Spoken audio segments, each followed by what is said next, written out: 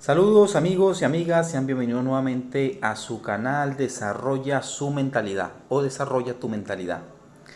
Tenemos un nuevo video de la página sectaria JW, así que sin más preámbulo vamos a analizarlo porque queremos escuchar qué barbaridad nos dicen esta vez los testigos de Jehová. Vamos a ver si de verdad ellos son sabios. La experiencia nos enseña que el proceso de adquirir sabiduría dura toda la vida, nunca acaba. Por lo tanto, esta mañana vamos a analizar el proceso de adquirir sabiduría. La sabiduría se basa en conocimiento. Así que lo primero es adquirir conocimiento. Pero ser sabio es más que saber muchas cosas. La obra Perspicacia, en la entrada a conocimiento, dice esto. La sabiduría es la capacidad de poner por obra, usar o aplicar de manera provechosa lo que se ha aprendido. Explica que alguien que no es sabio pudiera tener mucho conocimiento pero no saber cómo usarlo. Y sigue diciendo que Jesús relacionó la sabiduría con las obras cuando dijo, la sabiduría queda probada justa por sus obras. Hasta ahí tiene la razón, vamos a darle la razón porque es cierto lo que está diciendo, no se puede desmentir algo que es cierto. Hay personas allá afuera que son muy inteligentes, pero no ponen su inteligencia en práctica, por lo tanto no son personas muy sabias. De hecho, eso es a veces notable y tú te das cuenta de que no son sabios porque hablando aparentan mucha inteligencia, pero obrando aparentan todo lo contrario. Así que hasta los momentos vamos a darle la razón. Está bien lo que está diciendo. En una ocasión alguien dijo que el conocimiento sin sabiduría es como tener harina, huevos, mantequilla, leche y azúcar, pero no saber cómo combinar todo esto para hacer un pastel. Podría decirse que en la palabra de Dios están todos los ingredientes, los principios necesarios para ser sabios. Tenemos que aprender a combinar los principios, es decir, hacer un pastel. La receta está ahí. Sabemos que en las recetas, en la mayoría de las recetas suelen aparecer los ingredientes. Y en una receta para un pastel vamos a encontrar también los pasos. Pero quizás esto no sea suficiente y necesites ver a un pastelero profesional que muestre cómo mezcla todos los ingredientes y cómo es el proceso de hacer un pastel. En internet podemos encontrar muchos videos de este tipo. En cierto sentido, eso es lo que Jehová ha hecho por nosotros. En la Biblia, no solo nos ha dado una lista de principios, sino que también encontramos relatos de personas que los pusieron en práctica en sus vidas. Es como si nos mostraran cómo hacer el pastel. Bueno, para poner un ejemplo, vamos a pensar en un matrimonio. Ellos buscan ejemplos en las escrituras para saber cómo poner en práctica los principios bíblicos. Quieren encontrar algo que los ayude con un problema. Un problema que puede acabar con la unidad y que también puede alterar la paz en el matrimonio. Ahora bien, si lo que voy a decir te suena familiar, te aclaro que cualquier parecido con la realidad es pura coincidencia, como dicen por ahí. A la esposa le gustaría hablar de un asunto con su esposo. Ella se siente bastante estresada. Los dos están ocupados en sus asignaciones teocráticas, y el esposo es muy hospitalario. Le encanta invitar a gente a comer a su casa. Y a ella también le gusta. Pero el problema es que al final, ella termina haciéndolo todo. Tiene que pensar en el menú, prepararlo y después limpiar. ¡Qué estrés! Claro, ella ya sabe el principio. Eclesiastés 3:7. Hay un tiempo para quedarse callado y un tiempo para hablar. Pero ¿encontrará algún ejemplo en las Santas Escrituras de una esposa que pusiera en práctica este principio? Entonces piensa en Esther, la reina Esther. En Esther 5...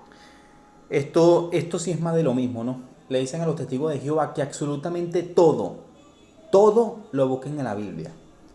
De hecho, yo recuerdo que cuando estaba activo nos decían a nosotros que la Biblia estaba tan completa que hablaba hasta de la higiene personal. Y era algo que yo repetía cuando predicaba.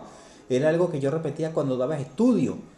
Pero cuando tú sales del adoctrinamiento y te pones a leer la Biblia, sí, da muchos consejos. Hay muchas cosas que si la pones en práctica van a mejorar tu existencia como tal, en este sistema, en este mundo. Sin embargo, no es un libro milagroso, señores. No es un libro que tú puedes encontrar solución a todos los problemas habidos y por haber y los que vendrán. No. Es cierto que es un libro práctico, es cierto que tiene sabiduría práctica, es muy sabio todo lo que dice, algunas cosas son aplicables, otras cosas no tanto, unas están desfasadas, otras sí aplican más así al entorno que estamos viviendo ahora, pero no todo lo podemos buscar en la Biblia, que es exactamente lo que enseñan los testigos de Jehová a sus adeptos. Entonces, esta señora que tiene un problema con su esposo, ella va a buscar soluciones en la Biblia, eso es lo que le enseña. Leemos que la reina quería hablar de un asunto muy delicado con su esposo. Ella probablemente también conocía el principio bíblico que hemos mencionado. ¿Cómo lo puso en práctica? Bueno, ella creó un buen ambiente para expresar su preocupación. Lo que hizo fue preparar varios banquetes, con comida que sabía que le iba a gustar y buen vino. Y cuando vio que estaba de buen humor, cuando encontró el momento apropiado, le contó su problema. Teniendo en cuenta este relato de la reina Esther, la esposa del ejemplo, como es sabia, crea un buen ambiente y elige un momento, cuando él está relajado, para contarle con respeto qué la tiene tan estresada. ¿Y qué podemos decir del esposo de este ejemplo? ¿Qué va a hacer? Él se sabe el principio. Primera de Pedro 3:7. Otra cosa que me gustaría destacar es que en la organización sectaria de los Testigos de Jehová se le enseña a las mujeres específicamente que deben tratar a los hombres con sumo respeto, con sumo cuidado, y que inclusive si el hombre, si comete errores, ella tiene que respetarlo a rajatabla y no sobrepasar los límites, porque él es cabeza, porque él es su esposo, porque él merece respeto, él merece dignidad y todas esas tonterías. Pero denigran a las mujeres, porque señores, miren, ¿quién es más importante entre el hombre y la mujer? Ninguno de los dos. Los dos son importantes. Si se casan en un matrimonio, uno tiene un 50% de responsabilidades y el otro tiene otro 50%. Es decir, ni el esposo es superior a la esposa, ni la esposa es superior al esposo. Ni el hombre es superior a la mujer, ni la mujer es superior al hombre. Somos iguales, señores. Somos iguales. Lo que nos define como tal, biológicamente, es que ella tiene, ustedes saben qué, y nosotros tenemos un saben, ustedes saben qué. Eso es lo único. Biológicamente, eso es lo único que nos distingue. Que ella se deja crecer cabello, nosotros no tanto. Que a nosotros nos sale más cabello que a ella le sale más. Cosas así como esas que son biológicas. Pero de resto, señores, somos los mismos. Si el hombre merece respeto, cariño, dignidad, que se haga todo un banquete para decirle algo, la mujer también merece lo mismo, señores. Y en este supuesto pueblo de Jehová, dentro de esta organización religiosa sectaria, se le enseña a los hombres a ser machistas y a las mujeres a ponerse por debajo de los hombres. Y yo nunca estuve de acuerdo con eso. Nunca. De hecho, se le decía a mujeres que tenían problemas con sus esposos, que los esposos eran tremendos sinvergüenza en todo sentido, se le decía que tuvieran paciencia, y que aún así lo soportaran porque él era su esposo. Qué loco. Del mismo modo, esposos, continúen viviendo con ellas de acuerdo con conocimiento. Denles honra como a una vasija más frágil, la femenina. Así que él debe saber hasta dónde puede llegar su esposa y tratarla de acuerdo con eso. ¿Podrá encontrar él un ejemplo en la Biblia de un esposo sabio que haya puesto en práctica este principio de Primera de Pedro? Bueno, echemos un vistazo al relato que encontramos en Génesis capítulo 18. En los versículos 1 al 8, que no vamos a leer, se nos cuenta la situación. Eso también lo llegué a escuchar varias veces. No, que las mujeres son el vaso frágil, el vaso más débil. Entonces el hombre tiene que tratarla como tal. Mire, señores, vamos a dejarnos de ridiculeces. Ahorita mismo, en distintas partes del mundo hay mujeres que son mucho más guerreras que los hombres. Muchísimo más. Trabajan, son emprendedoras, son empresarias, son programadoras, son traders, son barberas, son albañiles, son manejadoras de camión. Mira, hay mujeres ahorita que literalmente los hombres tienen que... No se pueden medir con ellas. No son la mayoría, como no todos son la mayoría los hombres, pero hay muchas mujeres que de verdad ahorita para nada están demostrando de que son un vaso frágil, un vaso débil. No, para nada, señores. Hay mujeres allá afuera que le están dando duro a la vida. Están progresando, están estudiando, están trabajando. Tienen su esposo, tienen sus hijos, tienen responsabilidades y están echando para adelante. Y en esta organización le enseñan a las mujeres de que ellas tienen que ser sumisas, tranquilas, apacibles, que ellas tienen que dar, pero hasta cierto límite, porque ellas son un vaso frágil. No, señora, eso es mentira. Usted es tan fuerte como un hombre, usted es tan capaz como un hombre. Lo que pasa es que en esta organización se refleja mucho ese machismo.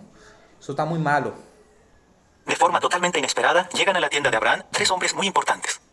Él los invita a comer y les dice que les va a traer un poco de pan. ¿Pero lo dejó él todo en manos de Sara? ¿Tuvo que pensar ella en el menú? No. Abraham planificó un menú muy elaborado que incluía pan recién horneado, mantequilla, leche y carne de la mejor calidad. Y le pidió entonces a Sara que lo hiciera todo. Bueno, él le pidió que preparara el pan.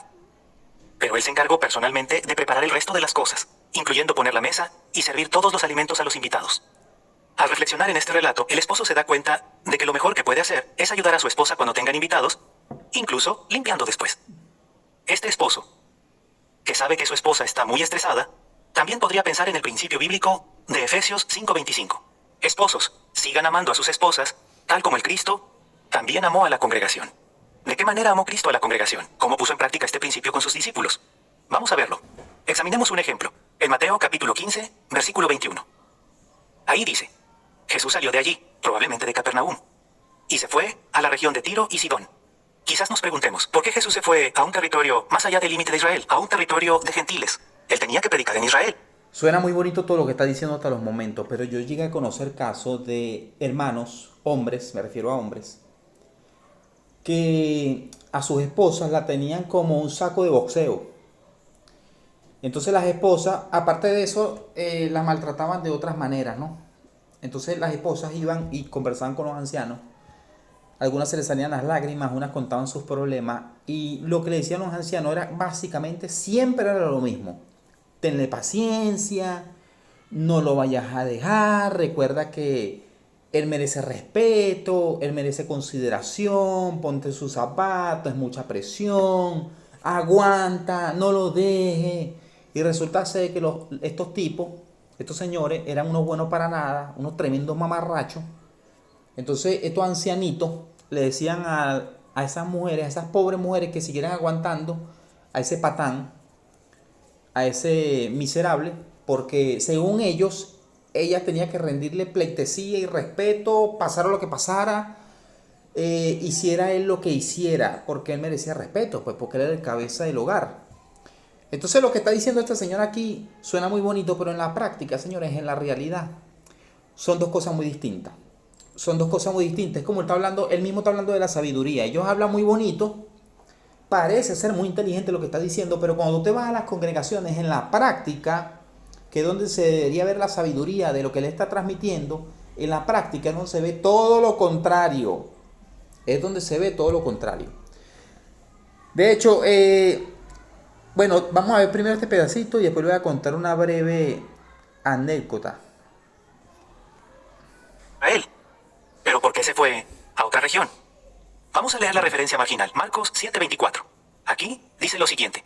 Después salió de allí y se fue a la región de Tiro y Sidón. Entró en una casa porque no quería que nadie supiera que estaba allí. Pero no pudo evitar que se enteraran. Esto es un poco raro. ¿Qué les parece a ustedes? ¿Por qué no quería Jesús que la gente supiera dónde estaban él y los apóstoles? La atalaya explicó que al comparar este relato con Marcos capítulo 6, versículos 30 y 31, podemos ver que no mucho antes Jesús les había dicho a los apóstoles que buscaran un lugar retirado para descansar un poco. Al final, esto no le funcionó, porque la gente siempre sabía dónde estaba. Ok. Había un matrimonio que yo conocí siendo testigo de Jehová. Ellos también eran testigos. Este caballero, este señor, no me acuerdo ni siquiera mucho el nombre de él, porque si no lo digo. Ustedes saben que yo a mí me gusta hablar con nombre y apellido, pero no me acuerdo de verdad el nombre. Este señor era anciano, ya tenía tiempo siendo anciano. Yo todo el tiempo, siempre, casi siempre lo veía a él muy bien vestido. Era una persona que cargaba los zapatos casi que bien brillante, bien limpio, trajes nuevos, bien afeitadito. Él tenía una camioneta.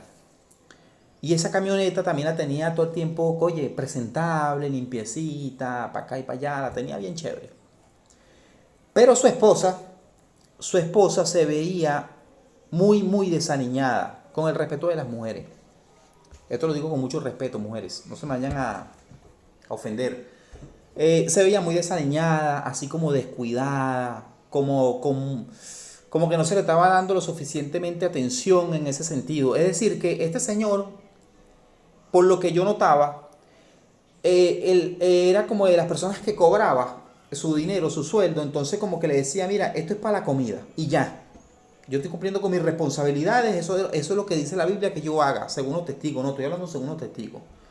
Y todo lo demás, como que se lo echaba él encima, en colonias, en traje, en camisa, a la camioneta, en su corte de cabello. Entonces tú todo el tiempo lo ves a él de punta en blanco, en las asambleas, en la congregación, en las reuniones de varones. Y a la mujer todo el tiempo, a la esposa, la veías todo el tiempo así, oye, un poquito esperoladita, desaliñada, sin mucho maquillaje, con una ropa sencilla, casi que tirando a una ropa vieja, desgastada. Y eso me llamaba la atención. Después, cuando empecé a conocer mejor, ya me acordé del apellido. Ese señor se llamaba Isturi, pero no me acuerdo el nombre. Pero él era de apellido Isturi. Es un anciano de los Valles del Tuy, aquí en Venezuela. Específicamente en Santa Teresa. Isturi se llama es el apellido, pero no me acuerdo el nombre. Ok, este señor, después cuando yo lo empecé a conocer, que lo empecé a conocer más a fondo, que empecé a conversar con él, con la esposa, me di cuenta que aparte de eso, la esposa también era como una mujer reprimida en ese matrimonio. Es decir, que se veía a legua que las cosas que podía hacer él, no las podía hacer ella. Las cosas que podía decir él, no las podía decir ella. Ella se veía así como reprimida en muchos sentidos. Y entonces, yo notaba esas cosas, obviamente, si yo la decía, me iban a llamar apóstata, me iban a llamar que estás utilizado por Satanás, que tú esto, que tú lo otro, y automáticamente, por el ser anciano, me iban a hacer un comité y me iban a expulsar para el carrizo. Entonces, pero eran cosas que yo notaba, señores, y era obvio que sí era lo que estaba sucediendo. Más cuando yo empecé a investigar todo lo demás, me di cuenta de que sí. Entonces les quería comentar eso para que vieran que los testigos de Jehová hablan de mucha sabiduría, mejor dicho, hablan de mucha inteligencia, de lo que se debe hacer, cuándo se debe hacer, pero en la práctica, que es donde se debe aplicar, es donde se debería aplicar la verdadera sabiduría, en las prácticas donde se debería ver si tú realmente eres sabio o no, era ahí donde yo veía que flaqueaba muchísimo. Sobre todo ancianos y estos seres que se creían que eran súper espirituales y caminaban sobre el agua. Por eso Jesús se fue muy lejos, a Fenicia. No le dijo absolutamente nada a nadie y se llevó a los apóstoles con él, para que pudieran tener el descanso que tanto necesitaban. Así pues, hermanos, los esposos sabios hacen bien en imitar la forma en la que Jesús puso en práctica este principio con sus discípulos. La verdad es que todos estamos cansados. Llevamos vidas muy ocupadas, y las esposas en especial tienen mucho que hacer. Claro, todos necesitamos descansar. Durante la pandemia, no hemos tenido muchas oportunidades de viajar, pero hay que hacer un esfuerzo. Hay que sacar tiempo para salir de la rutina y buscar una manera en la que los dos podamos descansar. En resumen, día tras día, sigamos adquiriendo sabiduría, aprendamos de la palabra de Dios y fijémonos en cómo los demás ponen en práctica los principios bíblicos. Ok, entonces, en resumidas cuentas, señores, Salir de la... comenten. ¿Creen ustedes que los testigos de Jehová actúan con sabiduría? ¿Creen ustedes que con sus acciones demuestran sabiduría en las congregaciones, en sus matrimonios, con sus hijos? ¿Creen ustedes que estas personas demuestran sabiduría? En mi opinión, yo voy a dar mi opinión, porque yo los conocí, porque yo fui parte de la secta. Para nada lo son. Para nada lo son. Pero ustedes comenten, díganme qué opinan y por qué, den sus razones, sean específicos si así lo desean, dejen ejemplos si así lo desean. No olviden, aparte de comentar, darle un pulgar arriba a este video para que valoren el trabajo que estamos haciendo, el esfuerzo que estamos haciendo por traerle contenido mentiroso así como este. Manipulador. Y bueno, compártanlo también, para que otras personas vean cómo actúan estas organizaciones supuestamente cristianas y religiosas. Como siempre les decimos, los queremos mucho. Hasta luego.